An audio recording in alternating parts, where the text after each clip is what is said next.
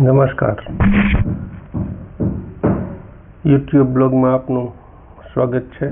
Education બ્લોગમાં આપનું હાર્દિક સ્વાગત છે. આજનો આપણો વિષય છે સમુદ્રની બાજુના કૂવાઓમાં મીઠું પાણી કેમ હોય છે.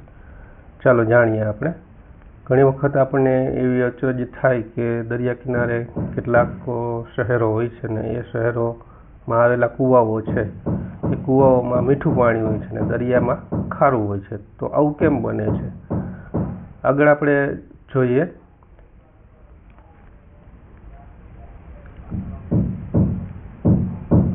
દરિયાની નજીક આવેલા કૂવાઓમાં મીઠું પાણી હોવાનું મુખ્ય કારણ ભૂગર્ભ જળનું દબાણ, એટલે કે વરસાદનું પાણી જમીનમાં ઉતરવું અને ભારે પાણી નીચે બેસી જવું, આ એનું કારણ હોય છે. એ સિવાય અહીંયા એક ભૂલ છે, કુદરતી કારણો છે. અહીંયા કુંવરની કારણો લખાઈ ગયું છે. તો વરસાદનું પાણી ચોમાસામાં પડતું વરસાદનું મીઠું પાણી જમીનમાં ઉતરે છે અને ભૂગર્ભમાં સંગ્રહાય છે. બીજું, પાણીની ઘનતા. તો મીઠું પાણી વજનમાં હલકું હોય છે અને ખારું પાણી ભારે હોય છે, જેથી મીઠું પાણી ઉપરના સ્તરમાં તરે છે. ત્રીજું છે દબાણ બળ.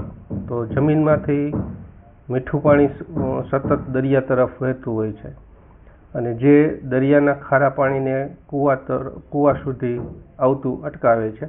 આપણે ચિત્રમાં જોઈ શકો છો એ પ્રમાણે આપણે જોવા મળે છે. ટૂંકમાં દરિયાની નજીક આવેલા કૂવાઓનું મીઠું પાણી જ્યારે ખારું થવા લાગે ત્યારે એ પ્રક્રિયાને વૈજ્ઞાનિક ભાષામાં સ્લાઇન ઇન્ટ્રુઝન અથવા ખારાશનું આક્રમણ કહેવામાં આવે છે. તો આ કુદરતી કારણ છે કે આ રીતે મીઠું પાણી થાય છે. તો મીઠું પાણીને ખારું પાણી છે એટલે આપણે જોયું કે ખારું પાણી પણ થાય છે. તો આવું થવાનું કારણ શું? તો એના 4 કારણો છે.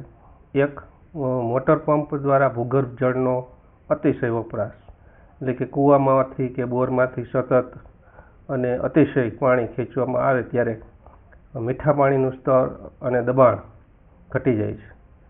ખાલી જગ્યા પૂરવા માટે દરિયાનું ખારું પાણી છે એ અંદરથી સરકીને કૂવા તરફ આવી જાય છે. આ ચિત્રમાં તમે જુઓ છો કે મીઠું પાણી છે એ ઓછું થાય એટલે ખારા પાણી ઉપરનું દબાણ ઘટી જાય છે અને ખારું પાણી છે એ અંદરથી મંડે આવવા લાગે છે. બીજું છે વરસાદની અછત, એટલે કે ઓછું રિચાર્જ થાય. એટલે વરસાદ ઓછો પડે તો જમીનમાં નવું પાણી છે એ મીઠું પાણી ઉમેરાતું નથી. બીજું, દબાણ ઓછું થતાં પાણીનું દબાણ જે છે એ ઓછું થાય તો દરિયાનું ભારે ખારું પાણી મીઠા પાણીના સ્તરને ધકેલી ને કૂવા સુધી પહોંચી જાય છે. ત્રીજું કારણ કે ગ્લોબલ વોર્મિંગ અને દરિયાની સપાટીમાં વધારો થાય. તો ગ્લોબલ વોર્મિંગ આપ સૌ જાણો જ છો તેમ એના કારણે દરિયાની સપાટી સતત વધી રહી છે અને સપાટી વધવાથી દરિયાના પાણીનું દબાણ વધે છે, જે તેને જમીનની અંદર વધુ ઊંડે સુધી ધકેલે છે. એટલે એ કારણ પણ હોઈ શકે.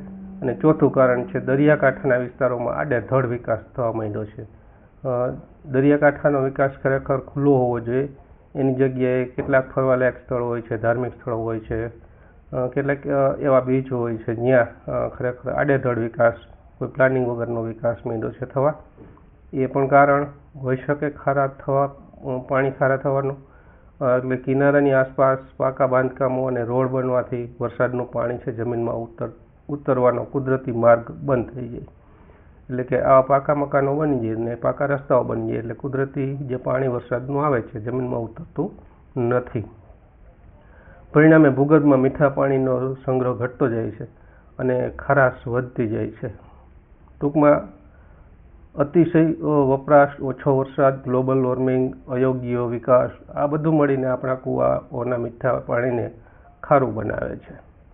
આગળ આપણે થોડુંક જોઈએ કે આ ખારું પાણી કૂવામાં બની જાય છે તો એને અટકાવવા માટે પણ ખાસ કરીને કેટલાક ઉપાયો હોય છે. તો દરિયાની નજીકના કૂવા કે બોરના પાણીને ખારું થતાં અટકાવવા અને તેને ફરીથી મીઠું કરવા માટે નીચે મુજબના સરળ ઉપાયો કરી શકાય. એક તો રેન વોટર હાર્વેસ્ટિંગ, એટલે કે વરસાદી પાણીનો સંગ્રહ. બધા જ આપણે અત્યારે આ સમયમાં ભૂગર્ભ ટાંકાઓ ખાસ કરીને વરસાદના પાણી માટે કરીએ છીએ, પરંતુ એ હજી ઓછા પ્રમાણમાં છે. તો રેન વોટર હાર્વેસ્ટિંગમાં ટેરેસ વોટર કનેક્શન છે, ઘરના કે ફેક્ટરીના ધાબા પર વરસાદનું પાણી જ્યારે પડે છે અને પાઇપલાઇન દ્વારા સીધું કૂવા કે બોરની અંદર ઉતારવું જોઈએ. પછી કુદરતી ફિલ્ટરમાં કૂવામાં પાણી ઉતારતા પહેલાં રેતી, કપચી, કોલસાનું ફિલ્ટર બનાવવું, જેથી કરીને કચરો અંદર ન જાય. પરિણામે એનાથી કૂવામાં મીઠા પાણીનું જે દબાણ છે વધશે અને દરિયાનું પાણી જે છે એ ખારું પાણી પાછું ધકેલાઈ જશે. કૃત્રિમ ભૂગર્ભ જળ રિચાર્જ બીજું તો રેન્જ વેલ છે. તો રિચાર્જ ખાડા, કૂવાની આસપાસ મોટા ખાડાઓ બનાવી તેમાં વરસાદનું પાણી એકઠું કરી શકાય. તળાવ છે ઊંડા કરવા જોઈએ, નજીકના ગામના તળાવો ઊંડા કરવા, જેથી ચોમાસાનું પાણી વધુ પાણી ભરાય અને આસપાસના કૂવાઓનું સ્તર ઊંચું આવે. આ ચિત્રો આપણે ખાસ જોઈને આપણને અંદાજ આવી શકે છે કે આ રીતનું કરવું જોઈએ. ત્રીજું છે પાણી ખેંચવા પર નિયંત્રણ હોવું જોઈએ, એટલે કે મર્યાદિત વપરાશ. કૂવામાંથી લેવલ વચ્ચે કૂવામાં અતિશય પાણી જે ખેંચવાનું થાય છે બંધ કરે. ઓછી ક્ષમતાની મોટર, એટલે કે ખૂબ મોટી મોટર વાપરવાને બદલે ઓછી હોર્સ પાવરની HP મોટર છે વાપરવી, જેથી પાણીનો લોડ છે ધીમે ધીમે આવે.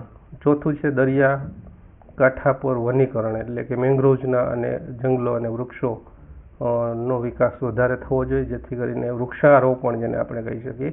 દરિયા કિનારાની નજીક મેંગ્રોવ્સના ચેરના વૃક્ષો, નાળિયેરી જેવા વૃક્ષો વાવવા જોઈએ, જેથી આ વૃક્ષોના મૂળ છે જમીનની અંદર ખારા પાણીને